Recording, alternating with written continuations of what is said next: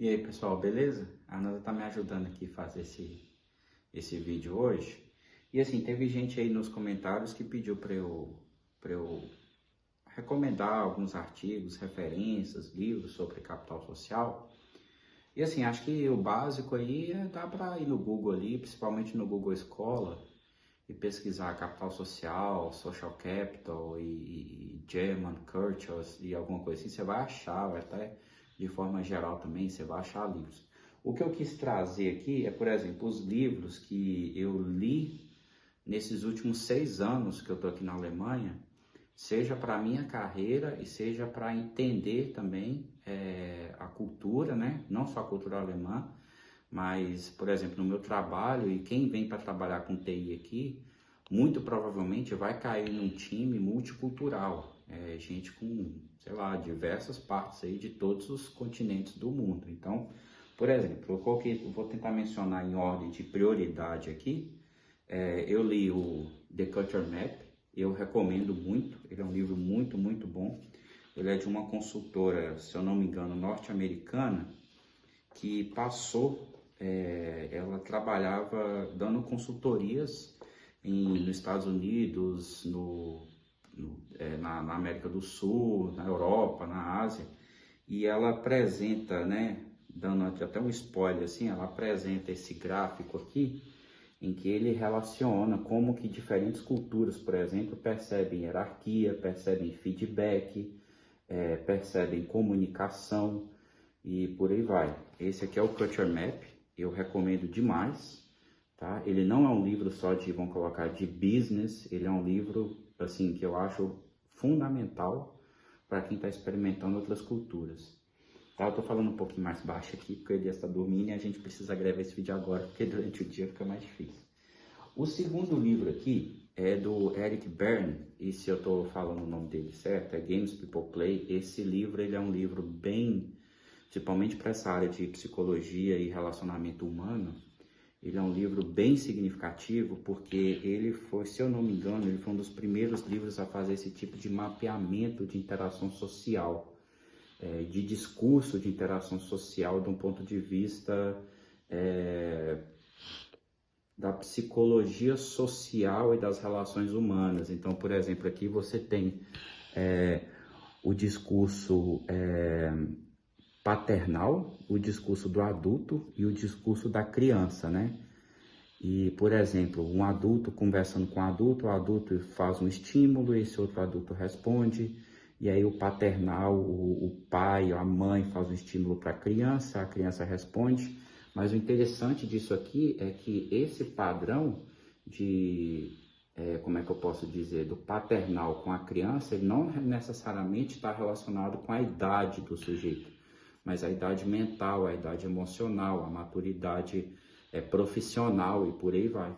Então, por exemplo, por que um livro desse é interessante para mim? Porque na hora que eu estou, por exemplo, discutindo, negociando ou debatendo alguma questão, eu consigo identificar, talvez, qual que é o estilo ou o mecanismo prevalecente de cada indivíduo ali. E aí eu tento moldar ou direcionar o discurso de uma forma mais produtiva.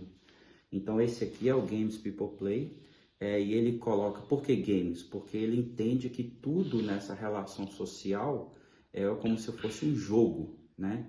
Um jogo que pode ser ganha-ganha, pode ser perde-ganha, pode ser perde-perde, por aí vai.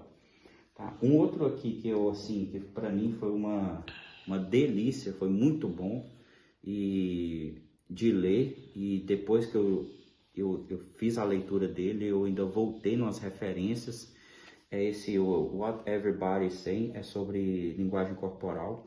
E como eu já falei, uma das principais motivações quando eu vim aqui para a Alemanha, por causa da barreira da língua, por causa do estilo de como o alemão se comunica, eu me vi quase forçado a tentar entender mais de linguagem corporal, porque eu precisava compreender mais do que a língua, mais do que o texto, mais do que estava sendo dito ali, né? Porque o alemão assim, em si, né, a cultura alemã não é uma cultura muito expressiva, é uma cultura mais reservada.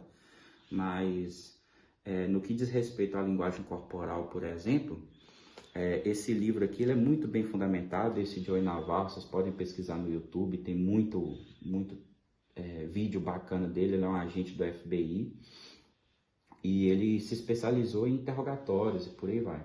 Então, por exemplo, ele bem ilustradinho aqui, tá vendo? Ele mostra aqui que é uma posição mais aberta na negociação, aqui que é uma posição mais fechada na negociação, a questão dos braços fechados, que não necessariamente significa que a pessoa está fechada, a posição dos braços cruzados pode sim ser apenas uma posição que aquela pessoa escolhe para relaxar, para prestar atenção em alguma questão e por aí vai.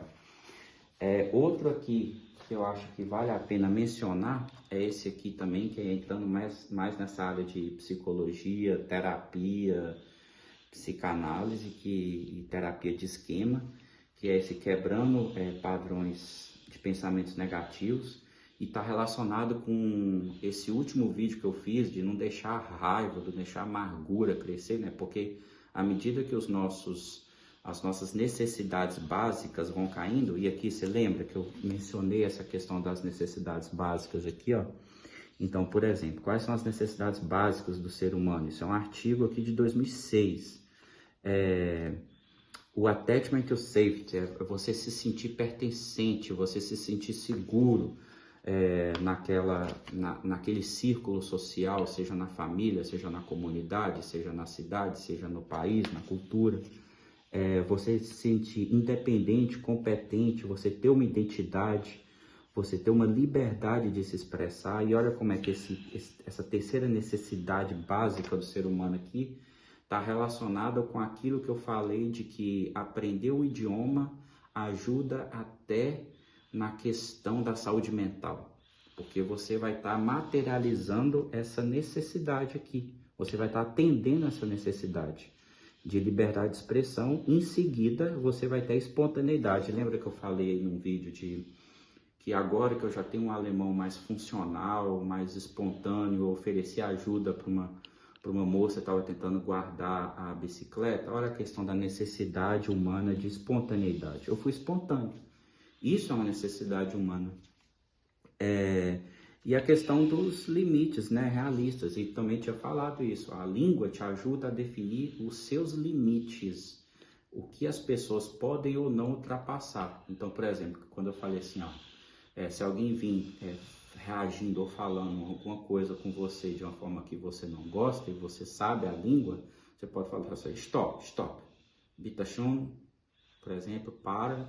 Você está definindo os seus limites. São necessidades básicas, emocionais do ser humano. Artigo aqui, um trabalho de 2006, tá bom? Então, por exemplo, quando eu faço os vídeos, eu tento, lógico que assim, não dá para ficar toda hora citando, né, esses livros e tal, falar as referências, mas eu tento juntar as informações do dia a dia com esses materiais. Eu separei outros livros aqui também, mas acho que esses 4 aqui são os principais. Igual eu tinha falado aqui, ó, quebrando, Break Negative Thinking Patterns. E aí ele relaciona também, é um livro que eu recomendo, porque ele vai lá na questão dos esquemas parentais, de como a gente foi criado, e a gente conseguir identificar isso, aquela pessoa está tendo determinado comportamento, aquilo ali pode ser uma reflexão da forma como aquela pessoa foi criada pelo pai, ou pela mãe, ou pelos cuidadores. Esse livro ele ajuda a entender isso. Isso aqui é um livro sobre linguagem corporal. Depois que eu li esse livro, eu já fiz um curso online.